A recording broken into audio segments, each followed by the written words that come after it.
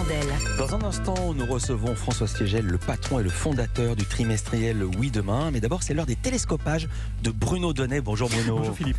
Tous les jours, Bruno, vous observez ici les passions médiatiques. Et ce matin, 3 mois après sa mise en place, que le temps passe vite, vous vouliez faire un point sur la fameuse météo de l'électricité.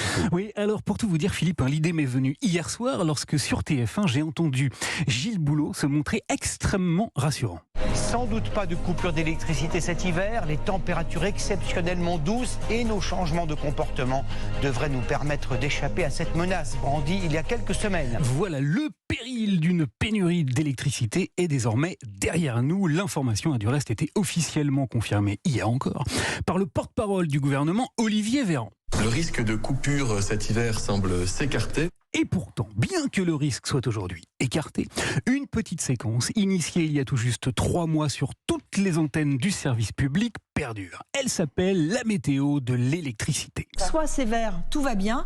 Orange, on commence à avoir des soucis. Rouge, c'est extrêmement tendu. Et si on ne fait rien, eh bien on risque d'avoir des coupures. Alors théoriquement, Philippe, comme on vient de l'entendre, il y a 3 possibilités et donc 3 couleurs. Mais étant donné que nous ne rencontrons absolument aucune difficulté tous les jours, eh bien la météo de l'électricité est rigoureusement de la même couleur. Et aujourd'hui, les voyants sont au vert. Alors vous le savez Philippe, d'ordinaire les médias ne s'intéressent pas aux trains qui arrivent à l'heure. Lorsqu'il n'y a pas de problème, il n'y a pas de sujet. Seulement voilà, sur le front de la météo électrique, c'est pas pareil.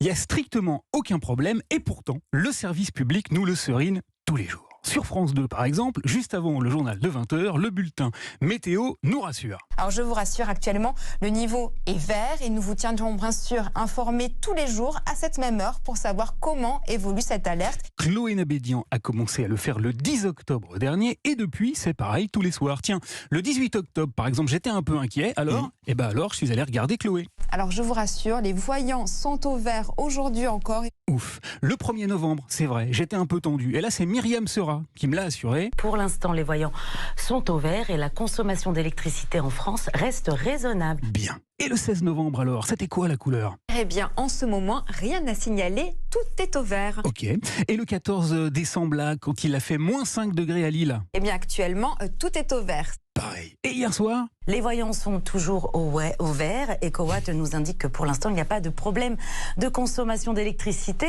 en France. Voilà. Alors c'est vert tous les soirs à la télévision, mais c'est également vert tous les matins si vous écoutez la radio. Car comme France 2, figurez-vous que France Inter annonce la couleur, elle aussi, tous les jours. Les duettistes s'appellent Nicolas Demorand et Marie-Pierre Planchon, et eux aussi ont un numéro matinal très bien rodé. Et quelle nouvelle d'EcoWatt ? Eh bien, Nicolas, les feux sont toujours au vert, rien à signaler. Eh oui, c'était vert hier, c'était vert avant-hier. Et la météo EcoWatt ? Rien à signaler avec ses douceurs, Nicolas, toujours vert. Et d'ailleurs, les deux comparses ont récemment donné quelques petits signes de lassitude. Comme chaque jour, météo de l'électricité. Ça reste vert, Nicolas, aucun risque de coupure. Voilà, ils en ont ras-le-bonnet et nous aussi. Alors, j'ai vérifié, Philippe, depuis 3 mois, il n'y a pas eu le moindre jour classé en orange et encore moins en rouge, bien entendu. Et pourtant, ça fait maintenant 3 mois que ça dure, 3 mois que le train-train de la météo de l'électricité arrive sempiternellement à l'heure.